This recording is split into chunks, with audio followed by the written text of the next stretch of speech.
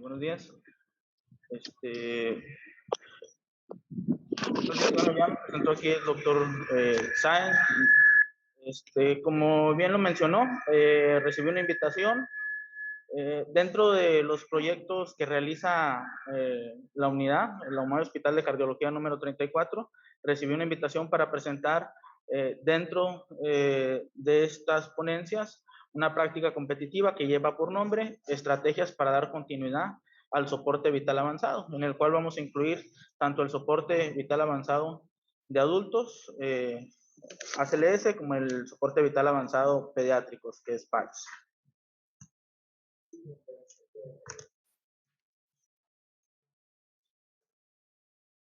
Bueno, ¿cuál es el objetivo?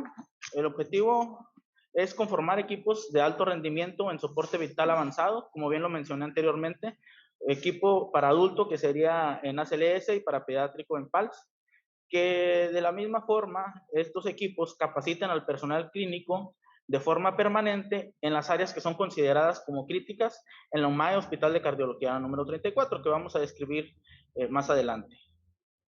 Dentro de un análisis multidisciplinario donde participaron desde la alta dirección, la parte educativa, ¿sí? Y un sinnúmero de servicios, se consideró o se vio que las áreas críticas sin cobertura de personal capacitado permanentemente y acceso a cursos privados financiados por el propio trabajador era algo difícil de llevar a cabo conforme lo que se describe en el estándar SQE11 del Consejo de Salubridad General, que se relaciona con las competencias y capacitación del personal, que nos habla a pie de letra de que es sumamente importante contar con personal clínico que esté capacitado para brindar soporte vital avanzado conforme sus requerimientos. Entonces, la área de oportunidad fue relacionada con eso.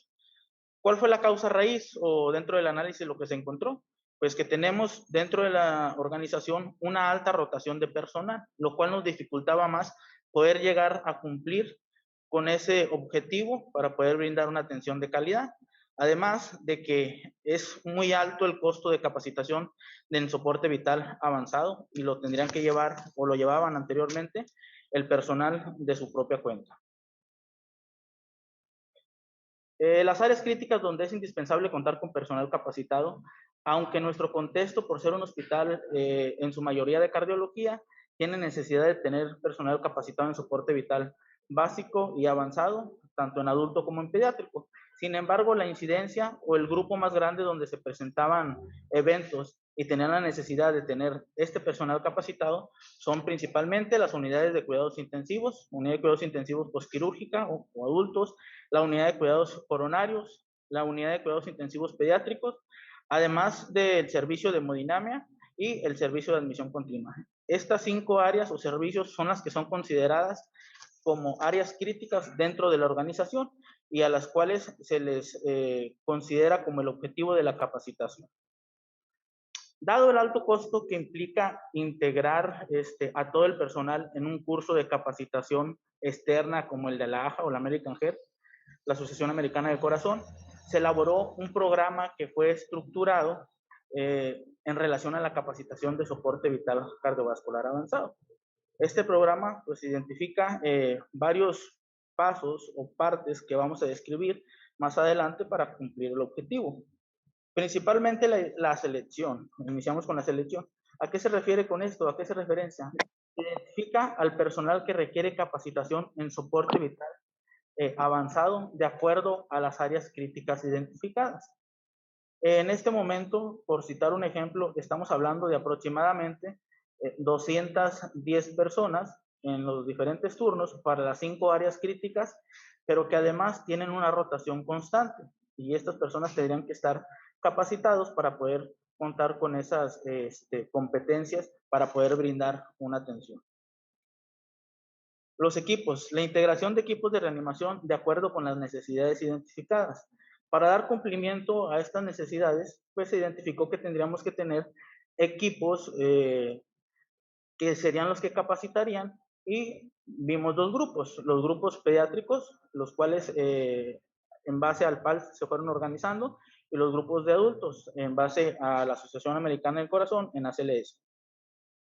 Los instructores, bueno, ahí inició con la capacitación. Los instructores son instructores que se capacitaron con la validez de la Asociación Americana del Corazón.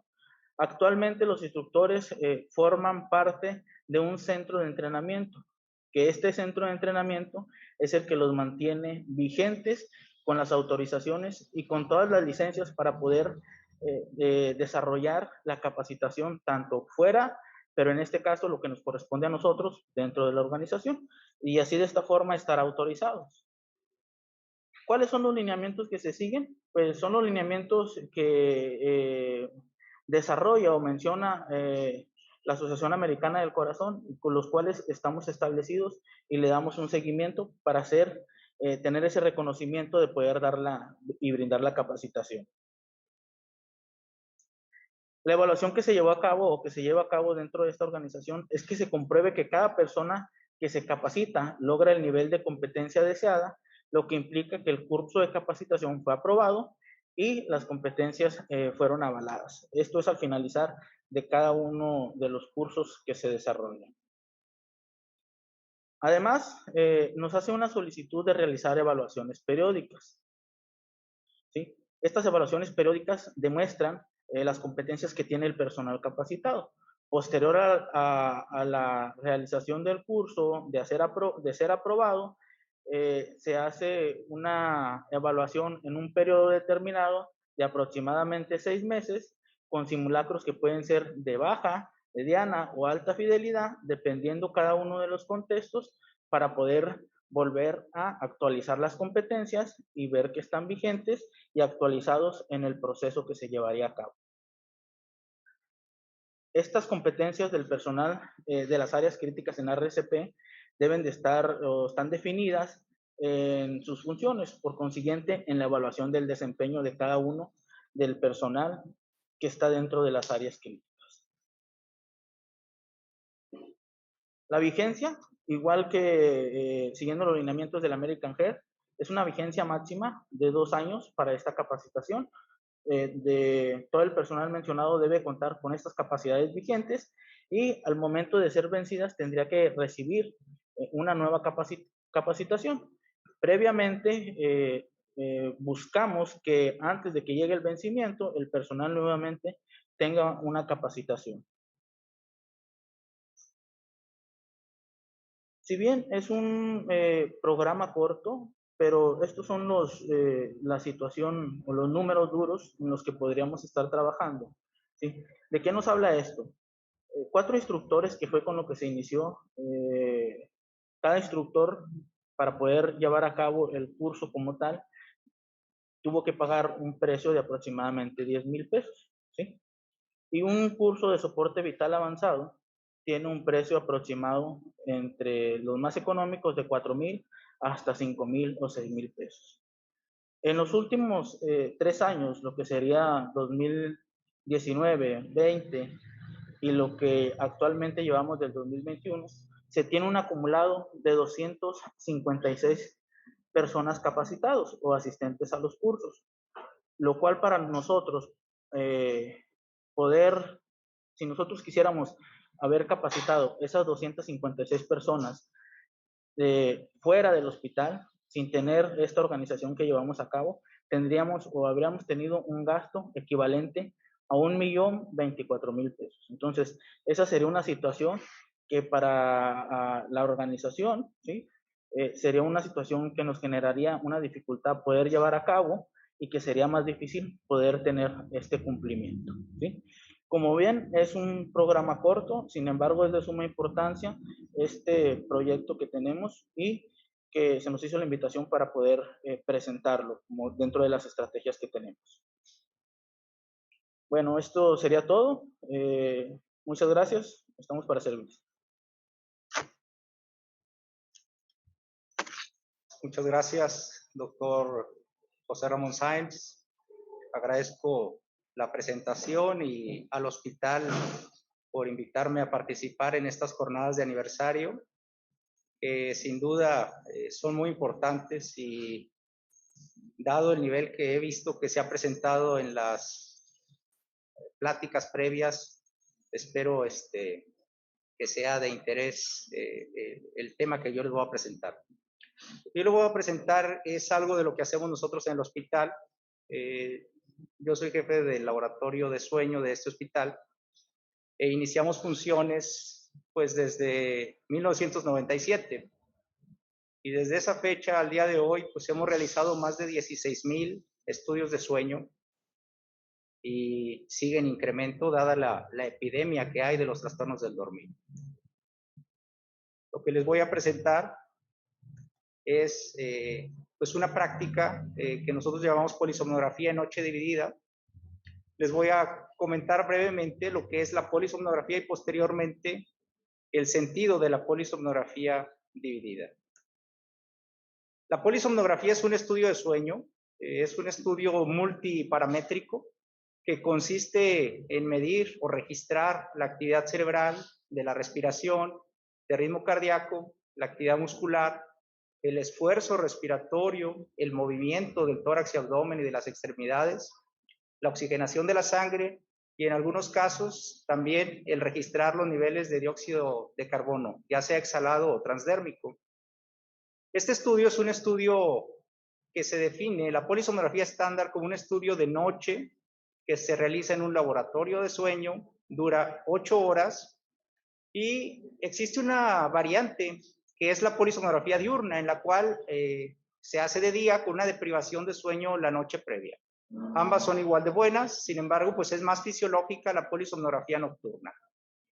Este es un estudio supervisado, debe haber un técnico con entrenamiento en fisiología del sueño y en el montaje de electrodos y debe estar estrictamente supervisado las 8 horas que dura el estudio.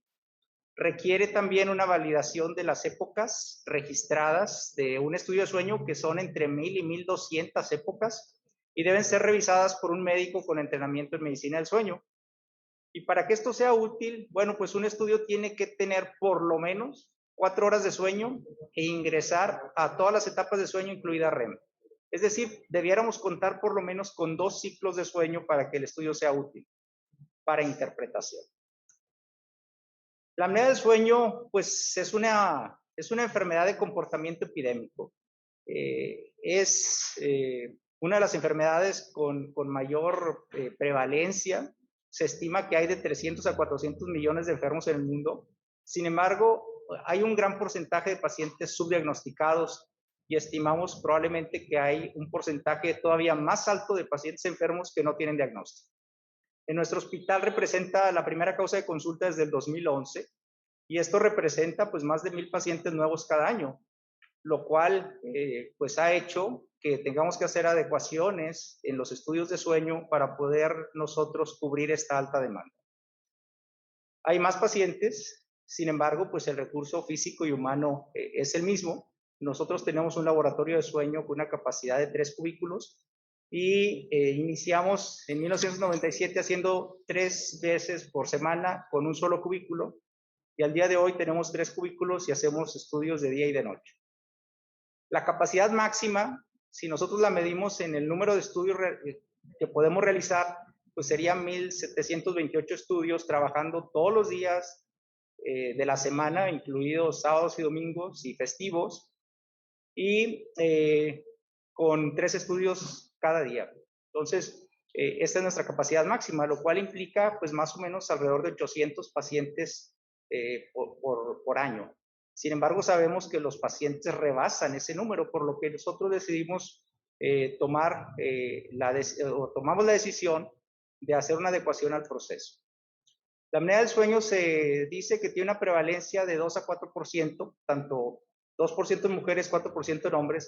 Sin embargo, en presencia de obesidad, que es otra de las epidemias que tenemos en el mundo, pues puede llegar a ser hasta de 27%. Alrededor del 60% de la población que tiene más de 60 años y que padece obesidad y sobrepeso, pues tendría un incremento muy importante en la prevalencia que pudiera hacer llegar alrededor de eso, de 60%. Entonces, en la historia de nuestro laboratorio, que inició funciones en 1997, a cargo de la doctora Alicia Ramírez, que es la fundadora de la clínica de sueño, se empezaron a hacer estudios, les decía, 3 veces por semana, y se hacía solo un estudio.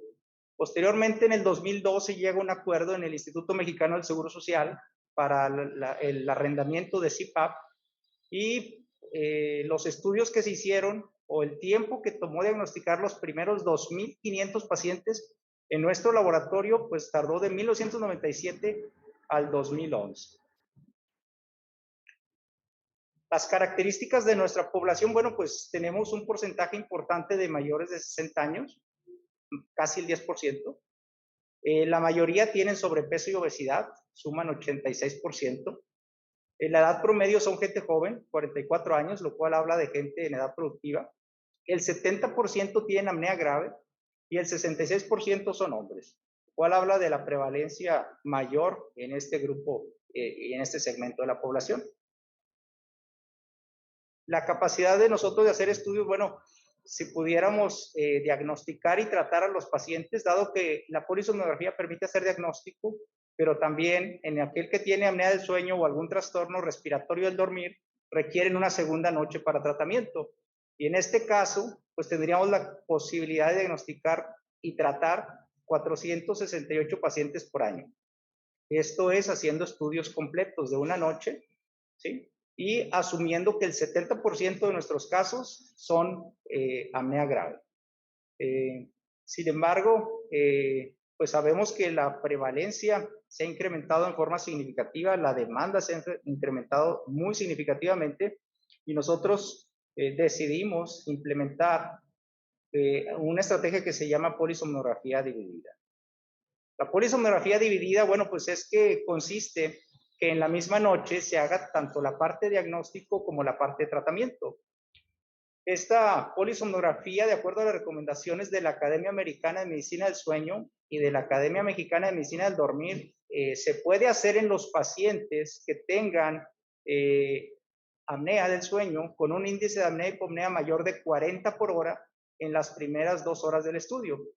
Si este criterio se cumple, el técnico puede tomar la decisión en ese momento de iniciar la parte de tratamiento a la tercera hora del estudio.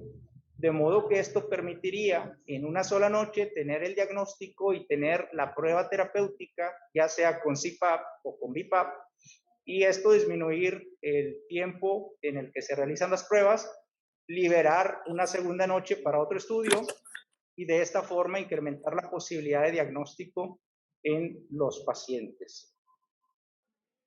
Aquí les voy a mostrar, por ejemplo, lo que veíamos nosotros. Tomó 14 años el diagnosticar los primeros 2.500 pacientes.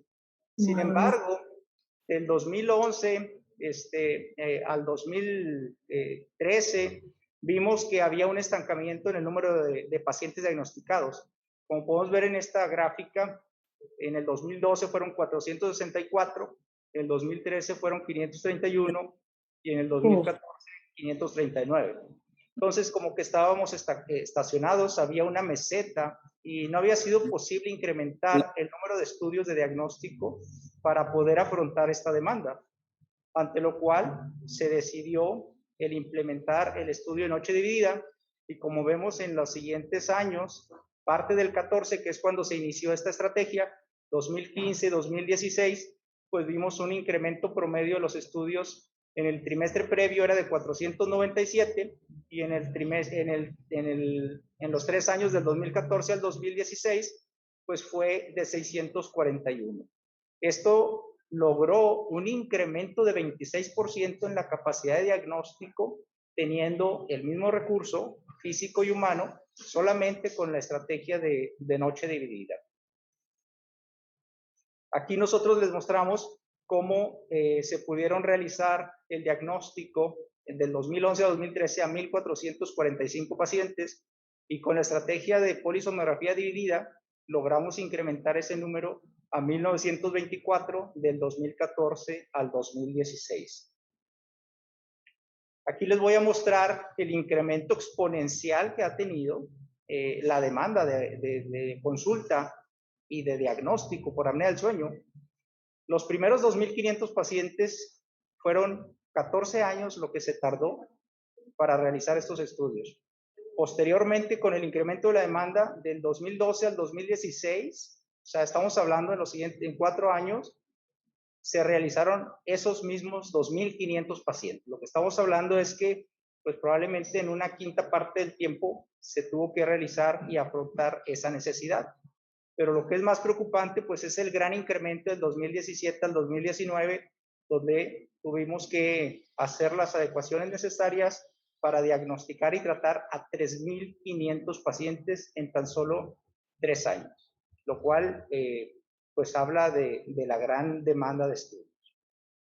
Entonces, pues nosotros podemos asumir que la apnea del sueño es una enfermedad de comportamiento epidémico. Existe cada vez más demanda de estudios.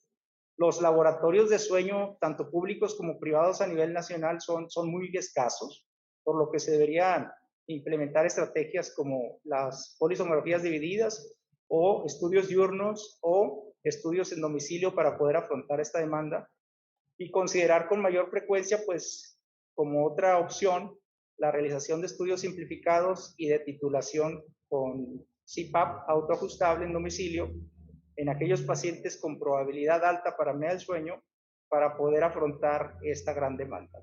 Entonces, lo que mostramos aquí nosotros, bueno, es las adecuaciones que hemos tenido que hacer en el laboratorio para adecuar e incrementar la capacidad de diagnóstico y que afortunadamente el día de hoy lo hemos logrado. Sin embargo, sabemos que la apnea del sueño pues es una enfermedad que incrementa su prevalencia acorde a la epidemia de obesidad y muy seguramente tendremos que implementar nuevas estrategias en los siguientes años. Muchas gracias. Tengo el gusto de presentar al doctor Juan José González Villaseñor, médico cirujano cardiovascular y del tórax, jefe del departamento de cardiotorácica de Loma 34, que nos va a hablar sobre el uso de levosimendan en pacientes sometidos a cirugía de revascularización miocárdica con fracción de expulsión del ventrículo izquierdo. Adelante, doctor. Buenos días. El día de hoy nos va a tocar platicar de una práctica competitiva que es el uso de levosimendan preoperatorio en pacientes adultos.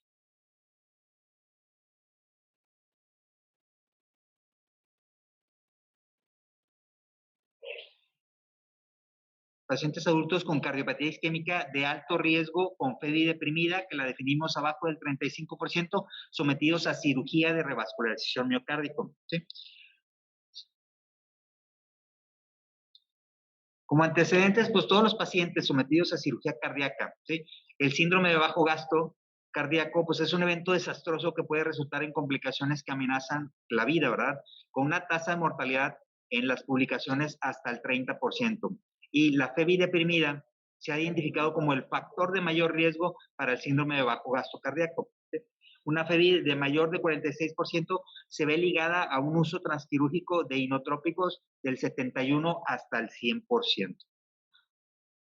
El uso peri y posoperatorio de inotrópicos se asocia con un incremento de mortalidad y morbilidad posoperatoria.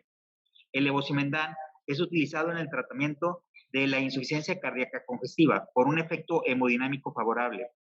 El levosimendan lo manejamos como un inodilatador que al unirse con la troponina C cardíaca mejora la respuesta de los miofilamentos al calcio, incrementando la contracción del miocárdico sin incrementar el consumo de oxígeno, y activa los canales de potasio ATP, importantes mediadores de cardioprotección anestésica e isquémica, por lo cual es un inodilatador, inotropismo, y tiene un efecto neutral en el consumo de oxígeno, que son un efecto de cardioprotección.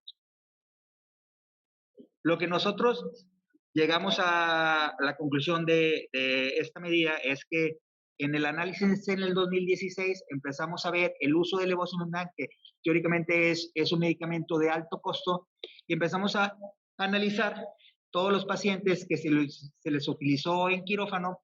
Normalmente no había algo definido, ¿sí? Todo paciente que empezaba con síndrome de bajo gasto y que no respondía a uno o dos inotrópicos, se iniciaba el uso de levosimendan y los resultados no eran muy favorables. Nos fuimos a la tarea de estudiar, ver lo que estaba en la literatura y encontramos este consenso europeo, ¿sí?, del uso del levosimendan en cirugía cardíaca, específicamente perioperatorio, en donde 24 expertos europeos llegan a la conclusión con la experiencia de ellos y la evidencia que estaba hasta esa época, ¿sí?, que los únicos pacientes que se podían beneficiar, ¿sí?, del uso del levosimendan perioperatorio eran los pacientes que fueran a revascularización miocárdica, ¿sí?, y que tuvieran FEBI deprimida, no los que se asociaran con valvulopatía, no los que son 2 válvulas, no, específicamente eso. Y ellos concluyen o sugieren el uso en este grupo de pacientes, el 100% de esos expertos, y con una evidencia convincente hasta un 92%. Por lo cual dijimos, bueno, vamos a agarrar a este grupo de pacientes que teóricamente teníamos una mortalidad alta, muchos de ellos ya ni se presentaban. ¿Por qué? Porque les iban mal en los resultados, y agarramos la postura de usar en este tipo de pacientes que tenían cardiopatía isquémica, enfermedad cardiovascular, con FEBI deprimida definida menor de 35%, el uso del levosimendan, como lo recomiendan estos expertos, que era a dosis de 0.1 microgramo por kilo por minuto, una infusión 24 horas antes del procedimiento quirúrgico. En el estudio inicial se hizo un comparativo de 22 pacientes contra 38, en donde, como lo establecimos, primero se estratifica el paciente por cardiología, se hace el diagnóstico de cardiopatía isquémica con FEBI deprimida, se lleva a una sesión médico-quirúrgica en donde se ven las características del paciente, y pacientes que tenían ausencia de valvulopatía, que no tenían insuficiencia mitral, ni leve ni moderada, ¿sí?, que solo eran cardiopatía isquémica y tenían FEBI deprimida, se aceptan para el manejo quirúrgico y en ellos se les da levosimendan a las dosis ya mencionadas, que es un 0.1 microgramo por kilo de peso a las 24 horas previas a la cirugía. Normalmente eso en un paciente normal de 70 kilos equivale a una ampolleta de levosimendan en 24 horas, ¿verdad?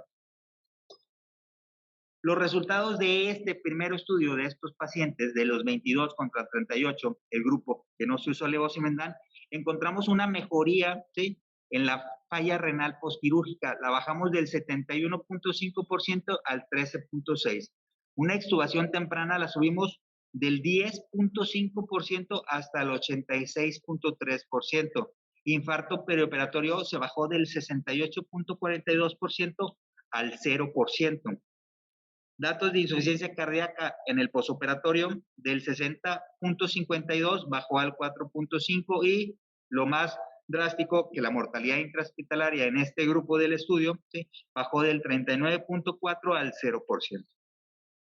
Y la estancia hospitalaria menor de 10 días se elevó del 68 hasta el 91%, entonces casi el 91% o casi 18 pacientes se fueron egresados antes de los 10 días de haberse operado. Después de ese estudio, que fueron estos primeros 22 pacientes, en los siguientes años, que ya van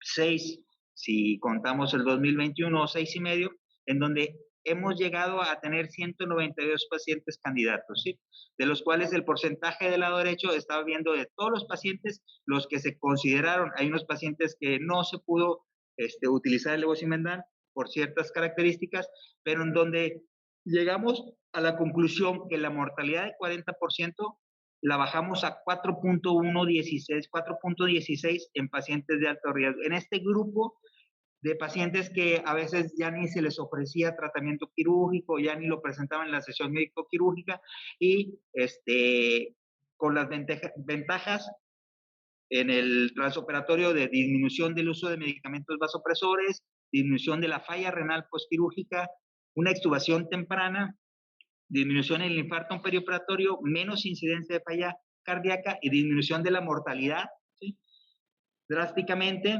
y estancia hospitalaria menor del 10%. ¿Sí? El trabajo ya se implementó, ya llevamos 196 pacientes que podremos decir que se han beneficiado, solo ha habido 8 fallecimientos, ¿sí? Y se presentó en un congreso latinoamericano, en donde los europeos y los americanos se les mostró estos.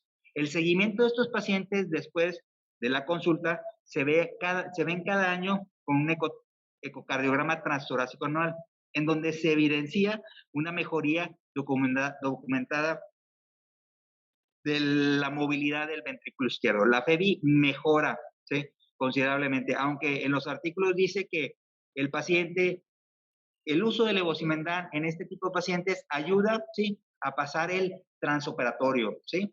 Ayuda, y que con el tiempo la fracción de expulsión tiende a una mejoría, ¿sí? Que normalmente en estos casos hemos visto mejorías de 30 hasta 50, 55%, ¿sí? Aquí evidencia la falta de movilidad de la cara lateral, ¿sí?, en un paciente PREM, y en el posoperatorio a 2 años una mejoría en la movilidad, ¿sí? Nuestra recomendación es, en este tipo de pacientes que tienen FEBI deprimida, el uso de levosimendan, ¿sí?, es mandatorio, ¿verdad? ¿Sí? Y tiene que ser a esa dosis, a dosis de 0.1 microgramo por kilo, y normalmente 24 horas previas a la cirugía. Si lo iniciamos después de la cirugía, ¿sí?, o a otra dosis, el paciente se va a vasodilatar y vamos a necesitar o agregar algún inotrópico para mantener la presión. Y si el paciente ya está en síndrome de bajo gasto después del procedimiento, no es el momento ideal para el uso del levosimendan, los resultados no son tan favorables, ¿sí? Entonces, en nuestra experiencia, ¿sí?, hemos visto a estos pacientes de alto riesgo, así los manejamos, ¿sí? Y esperemos seguir con esta práctica, ¿sí?, para beneficiar a este grupo de pacientes. Muchas gracias.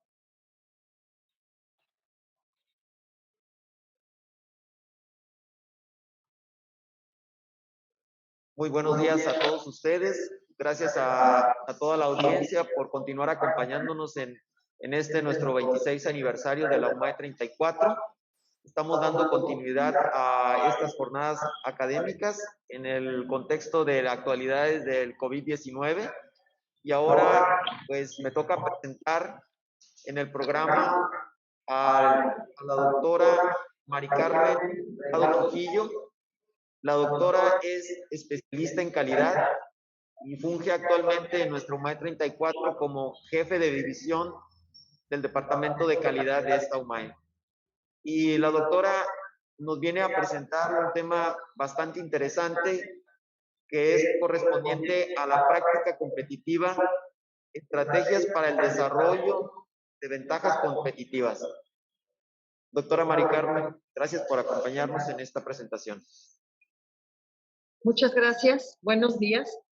Agradezco a los organizadores el haber considerado incluir dentro del programa de jornadas académicas de aniversario del hospital un tema que ha acompañado al hospital a lo largo de su formación, que es el de ventajas competitivas a través de la aplicación del modelo institucional de competitividad, en el cual el hospital ya tiene una trayectoria a partir de de las participaciones que ha tenido en todas las convocatorias, y en la actualidad utilizado ese modelo como una estructura para poder administrar algún otro tipo de información importante, dado que como un hospital nosotros tenemos procesos relacionados con la atención de los pacientes, y como tal la calidad y la seguridad son importantes para considerar en cada uno de los modelos en los que nosotros trabajamos.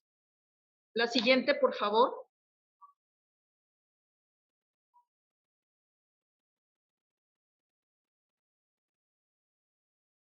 Bien, nada más en un contexto general, la unidad médica de alta especialidad, ¿verdad? Como ustedes ya conocerán, bueno, pues trabaja con 218 camas sensibles y 1,500 personas de base, 96 personas de confianza para dar atención a los pacientes, ¿verdad?, con enfermedades cardiovasculares y del tórax.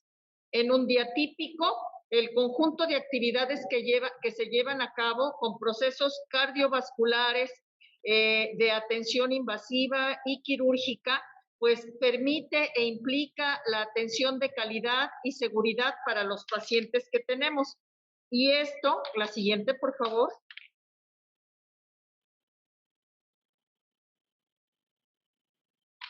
Nos ha llevado a considerar qué estrategias debemos de llevar a cabo como una organización para perfeccionar el trabajo y hacer diferente de una manera exitosa mediante los resultados que nosotros estamos presentando. Eso es lo que constituye prácticamente una ventaja competitiva cuando nosotros estamos hablando de las capacidades que nos permiten hacer frente al entorno y dar cumplimiento a las estrategias en un entorno cambiante y en un entorno que exige una participación inmediata, como nosotros hemos estado viendo en este momento a raíz de la contingencia COVID. Todas estas presentaciones que han estado realizando los médicos del hospital, orientadas a las tareas que se han llevado a cabo para la atención del paciente, y sin embargo, continuamos cuidando aquellos aspectos de calidad y seguridad que han hecho importante la tarea en ese aspecto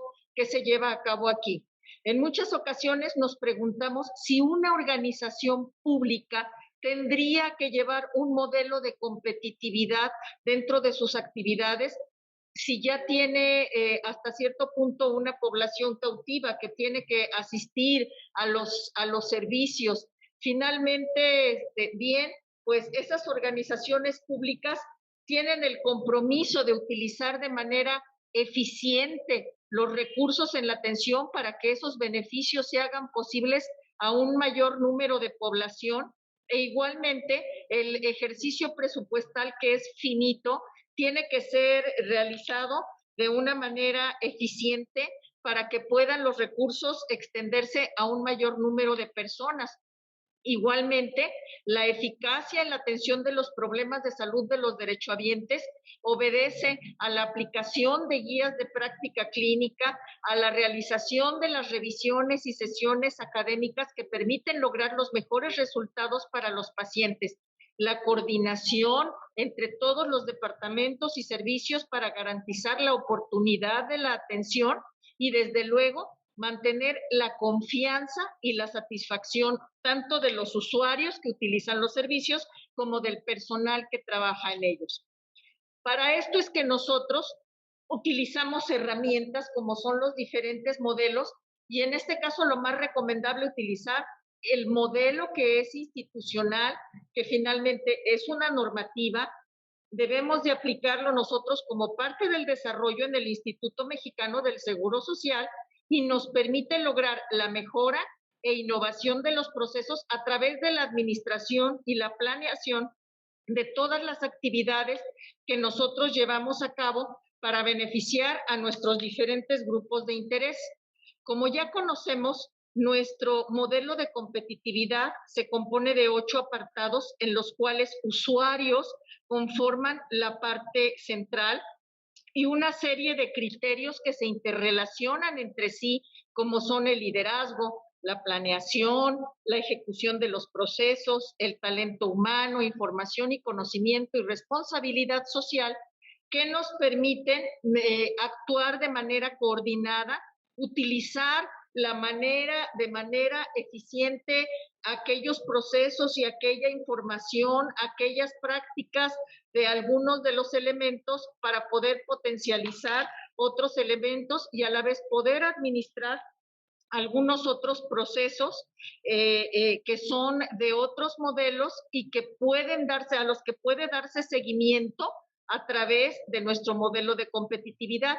En nuestro caso, nosotros lo estamos alineando al modelo de calidad y seguridad del paciente del Consejo de Salubridad General, y esto nos permite darle continuidad a ambos modelos a través de las visitas de seguimiento y recertificación.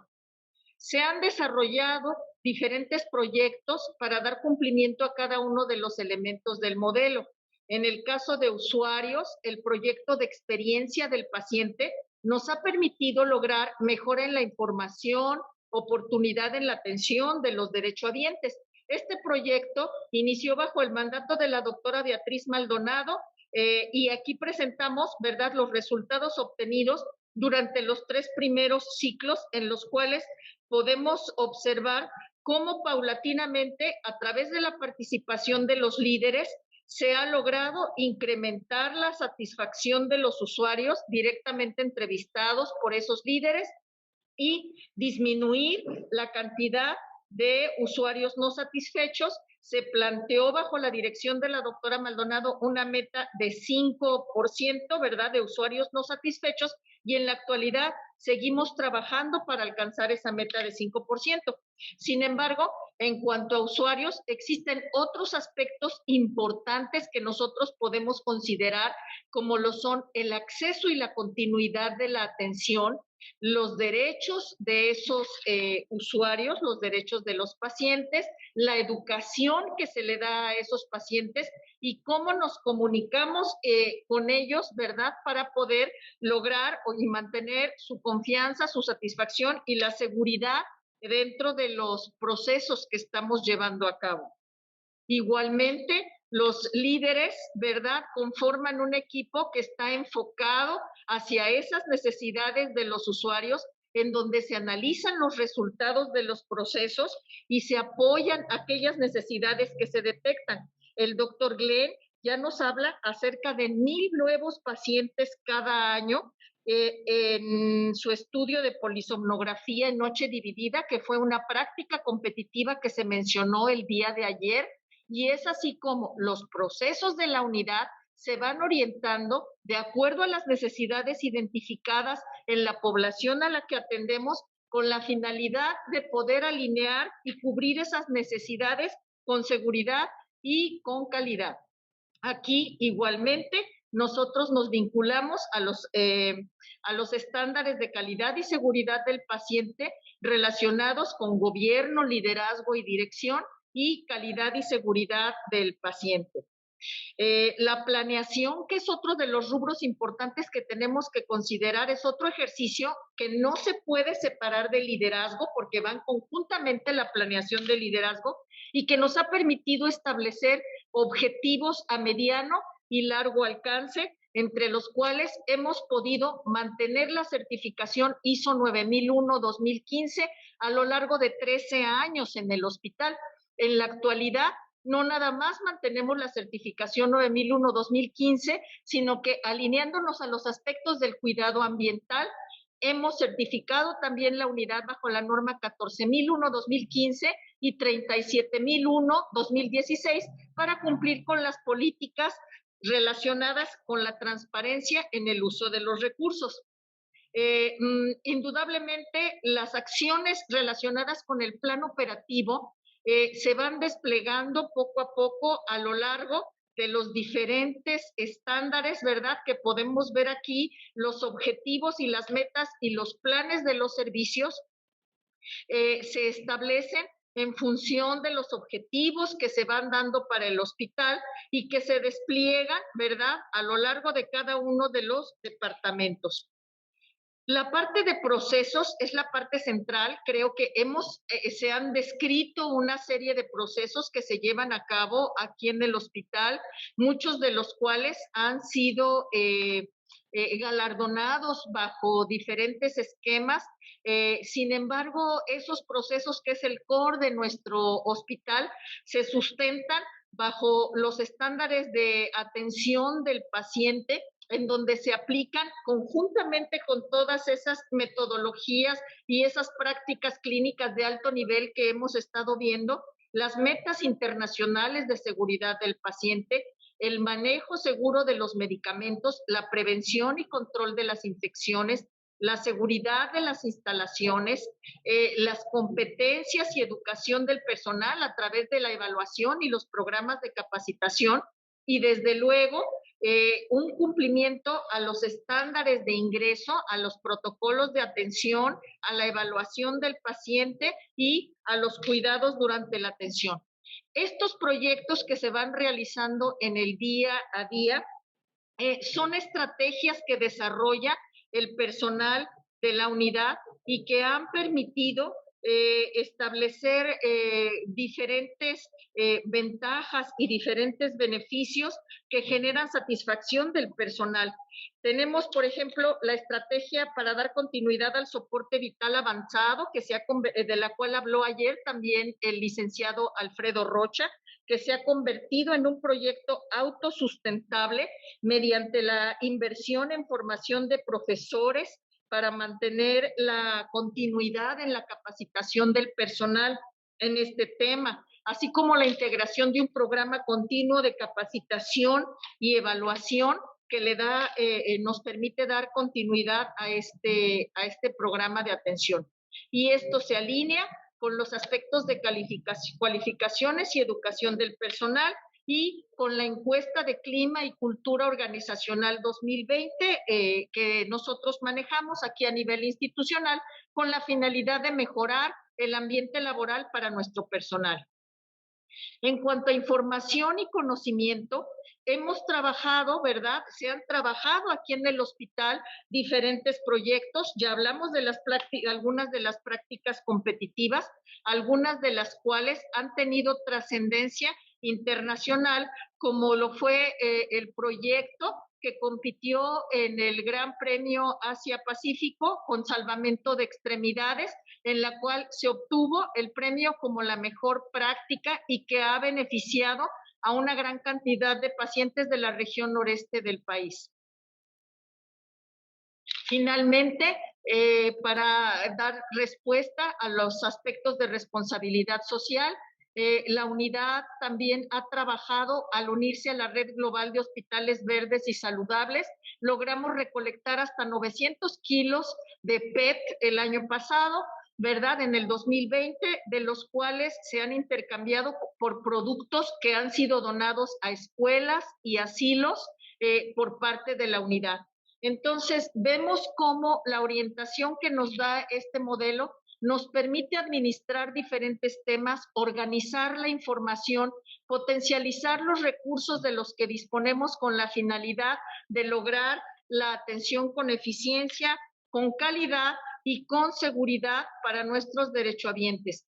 Como consecuencia, sí es cierto, hemos obtenido algunos galardones. No es la finalidad, y quiero dejar claro, no es la finalidad de la UMAE 34 trabajar para obtener premios. Sin embargo, cuando alguien trabaja, los premios llegan y se dan por sí solos, y bueno, pues nosotros hemos sido afortunados de que nuestro trabajo haya sido reconocido desde diferentes maneras, a través de diferentes factores clave de éxito que se han desarrollado, que son el compromiso del personal de todas las categorías en todos los turnos, el aprender a trabajar como equipos multidisciplinarios de alto desempeño, el establecer innovación en los procesos, actualizar la tecnología y el integrar modelos de calidad y seguridad para hacer una organización que aprende y que continúa aprendiendo, ¿verdad? Y desaprendiendo, porque constantemente dejamos algunas prácticas para adquirir otras nuevas que reditúen en mayores beneficios. Se han obtenido ventajas a partir de la implementación de este modelo. Por un lado, podemos hablar del mejorar la experiencia de los derechohabientes a partir de la interacción de los líderes con los pacientes y con sus familias para subsanar esas necesidades que ellos tienen de atención, de oportunidad, de información, y esto ha redituado en la satisfacción de los pacientes. Se ha trabajado en disminuir los tiempos de espera en estudios y procedimientos en el paciente hospitalizado, lo cual impacta en nuestros indicadores de eficiencia y oportunidad. Se ha trabajado también en mantener información y comunicación permanente con los pacientes, y esto genera confianza en los servicios que estamos entregando, y también en el personal se ha mantenido una cultura de aprendizaje continuo. ¿Qué es lo que queda para nosotros? Pues es seguir participando en este modelo de competitividad, asumir los retos que tenemos en la unidad, continuar con la trayectoria que hemos fincado nosotros para los diferentes objetivos establecidos en nuestra planeación estratégica, y finalmente dar lo mejor de lo que tenemos a nuestros usuarios y derechohabientes. Muchas gracias.